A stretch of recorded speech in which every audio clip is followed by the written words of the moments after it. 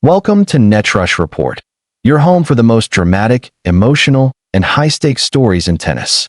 If you live for shocking rivalries, untold truths, and the raw emotion behind the sport's biggest stars, make sure you hit that subscribe button and join us for more stories like this. Elena Rybakina had just defeated Emma Raducanu in the third round of the US Open. Her shots were clean, her demeanor calm, her focus unshaken.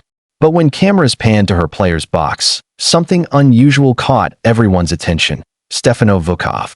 Yes, that's Stefano Vukov'S, the Croatian coach whose explosive courtside behavior, intense gestures, and controversial exchanges with Rybakina had sparked heated debates across the tennis world. Many believe their split in 2024 was final, especially after the WTA investigated his conduct. But here he was again, sitting silently, back where he once ruled the baseline dynamic. And when Rybakina was asked in her post-match press conference about Vukov'S return, she dismissed the noise with a blunt reply, "I never had any issues." For some, it sounded like a defense. For others, it was a statement of independence, a way of reclaiming her narrative after months of speculation. But for everyone, it was shocking to understand why this moment matters. We have to go back. Elena Rybakina and Stefano Vukov'S began working together in 2019, long before she shocked the world by winning Wimbledon in 2022.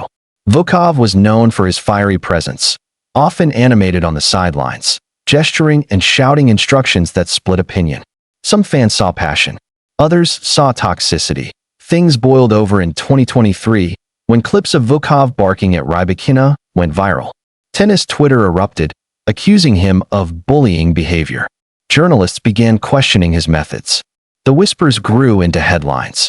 Was Stefano Vukov'S too harsh? Was his coaching abusive? By August 2024, the partnership had collapsed. And earlier this year, the WTA formally suspended him under a code of conduct investigation. Though Vukov'S appealed and had his suspension lifted, the damage to his reputation lingered. That's why his sudden reappearance at the US Open feels so explosive. It isn't just about tennis. It's about loyalty, independence, and the blurred lines between tough coaching and inappropriate behavior. While Vukov'S was away, Elena Rybakina found stability in a different voice. Davide Sanguinetti, a former ATP professional, Sanguinetti brought calmness and perspective to her game. Their partnership began in February 2025, and within months, it was paying off. She won the Strasbourg Open, played consistently deep runs, and rediscovered her composure. Sanguinetti also gave rare public comments about his philosophy, especially when it came to coaching women. He admitted that he, like many male coaches, had to actively learn, adapt, and treat his players with the respect they deserve. His openness stood in stark contrast to the closed, fiery style of Vukov'S.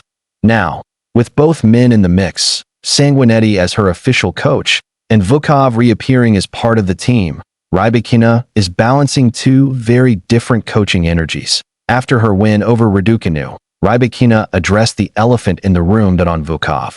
"I never had any issues. On her current coaching setup, I'm happy with how the team is now." Those words are telling. She didn't deny the past controversies. She didn't apologize for his presence. Instead, she asserted her perspective. What outsiders saw as abusive, she does not recognize as problematic. It's a statement that complicates the narrative. Was Vukov'S misunderstood? Did the media overblow the story? Or is Rybakina simply prioritizing her performance over public opinion? The tennis community is split, but on one side, supporters argue that Rybakina knows best. She's a Grand Slam champion, a top-ranked player, and someone who's earned the right to choose her team.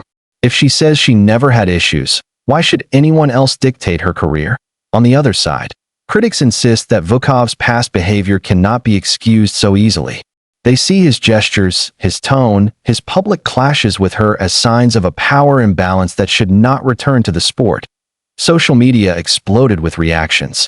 If Elena is fine with Vukov'S, we should respect that. Her results speak for themselves. This feels like gaslighting. She may say she had no issues, but we all saw the videos. Her bluntness is powerful. She's reclaiming her narrative. The division highlights a deeper question in sports. Who gets to decide what counts as abuse? The athlete experiencing it, the audience watching from the outside, or the governing bodies enforcing conduct rules? this story isn't happening in a vacuum. Tennis has long struggled with coach-player relationships. From Serena Williams' father Richard being criticized for his intensity, to Maria Sharapova's grueling training environment, to recent stories of coaches overstepping boundaries, women's tennis especially has faced scrutiny. The WTA's suspension of Vukov earlier this year was part of a broader attempt to set boundaries. But now that he's back, it raises another question. How consistent are these rules, and do they reflect the realities of what players want? For Rybakina, the decision seems simple. Surround herself with people who push her to win. For the sport, it's much more complicated. Beyond the controversy, there's the tennis itself.